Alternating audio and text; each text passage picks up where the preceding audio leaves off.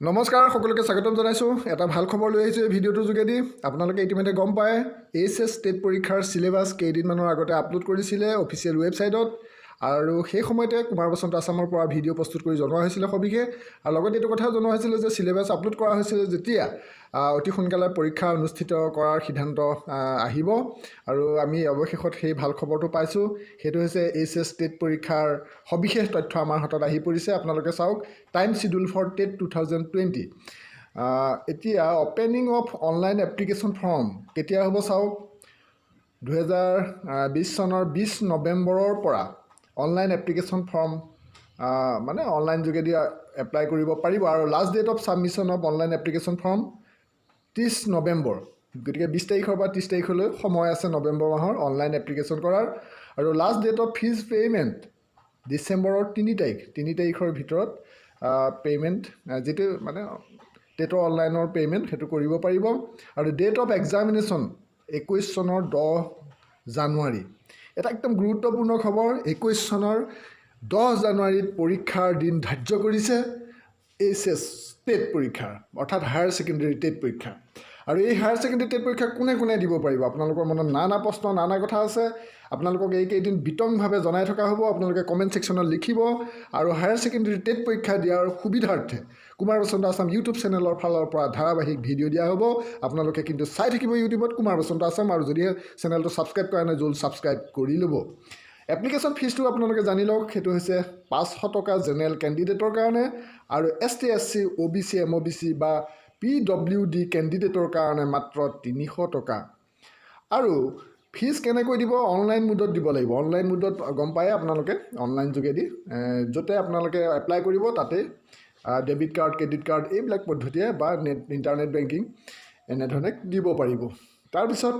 application received without the prescribed fees shall not be considered and summarily rejected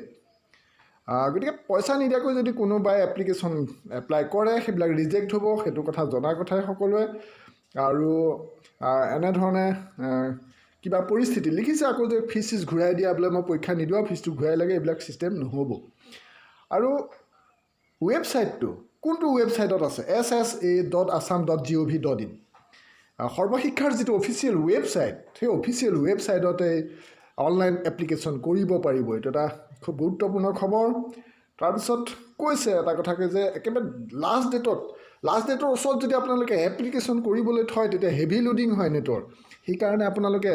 20 নৱেম্বৰৰ পৰাই আপোনালোকে online application কৰাৰ কাম আৰম্ভ কৰিব লাষ্ট ডেটলৈ বাদ নাচাব কাৰণ হেভি লোডিং হ'লে নেট ছাৰ্ভাৰ ডাউন হয় আৰু আপোনালোকে নানা অসুবিধাৰ সন্মুখীন হ'ব পাৰে 20 তাৰিখে নকৰিলে অন্তত আপোনালোকে 21 তাৰিখৰ পৰা কামখিনি কৰিবলৈ চেষ্টা কৰিব তাৰপিছত এটা কথা লিখিছে গুৰুত্বপূৰ্ণ the state empowered committee does not accept any responsibility for the candidates not being able to submit their applications within the last date on account of the aforesaid reason or for any other reason গম পাইছে গোটেইখিনি কথা আপোনালোকে বুজি পাইছে আৰু আপোনালোকক মই আৰু দুই এটা কথা কওঁ পৰৱৰ্তী খবৰবোৰ পিছত দিম অৱশ্যে গোটেই নটিফিকেশ্যনখন বহুত কথা লিখিছে গোটেইখিনি গাই থাকিলে ভিডিঅ'টো দীঘল হ'ব আপোনালোকে মূল খবৰবোৰ দিলোঁ আৰু এটা দৰকাৰী কথা কৈছে যে BEd ডিগ্ৰী ৰিচিভড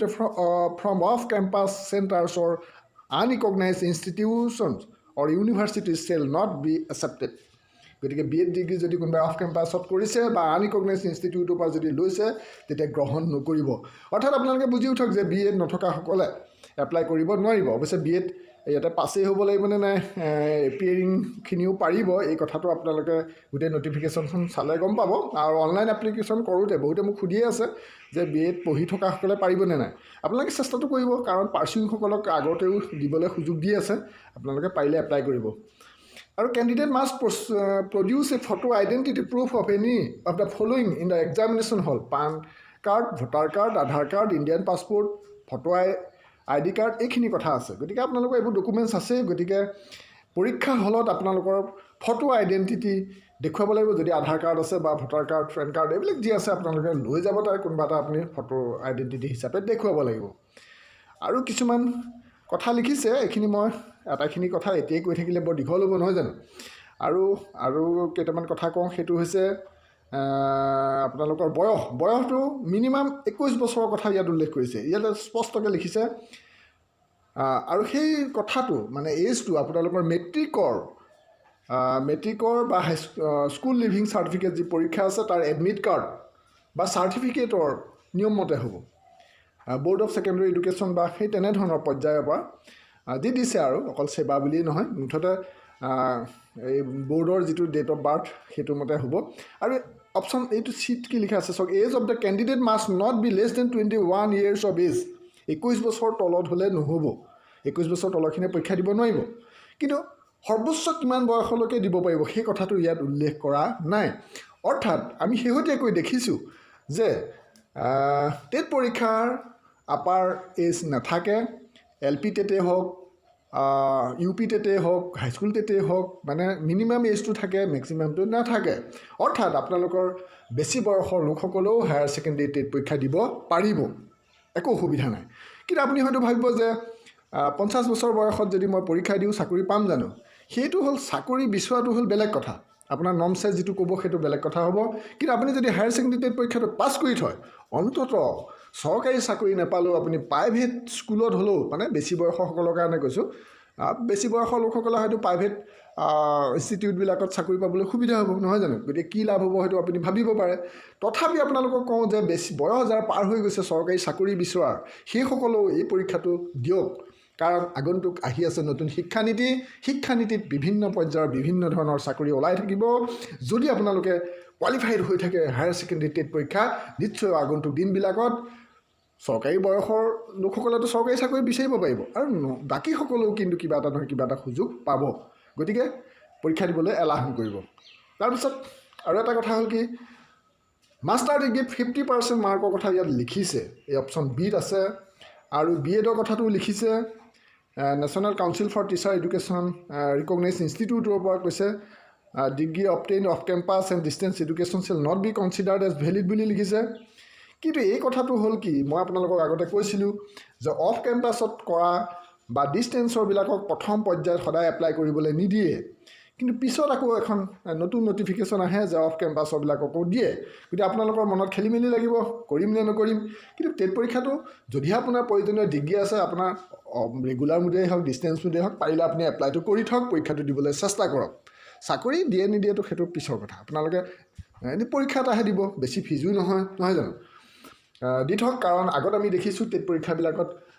প্ৰথমতে ডিষ্টেঞ্চ মোডৰবিলাকক দিবলৈ নিদিয়ে হাইস্কুল টেটেই হওক এল পি টেটেই হওক ইউ পি টেটেই হওক পৰৱৰ্তী সময়ত আকৌ নতুন নটিফিকেশ্যন এখন আহি যায় লাষ্ট ডেটৰ এদিনৰ আগত যে তেওঁলোককো দিবলৈ আকৌ সুযোগ দিয়ে সেইকাৰণে মই আপোনালোকক কৈছোঁ সিদ্ধান্ত আপুনি নিজেই ল'ব মই আপোনালোকক যিটো বাস্তৱত হৈ থকা কথা সেইটোকে ক'লোঁ আৰু একদম এইটো এটা ভাল খবৰেই আপোনালোকক সবিশেষ জনালোঁ আৰু ইয়াৰ পিছতো আপোনালোকৰ কি মনত প্ৰশ্ন আছে কমেণ্ট ছেকশ্যনত লিখিব ভিডিঅ'টো যিমান পাৰে শ্বেয়াৰ কৰিব আপোনালোকৰ সহায়ৰ কাৰণে সকলো ইনফৰ্মেশ্যন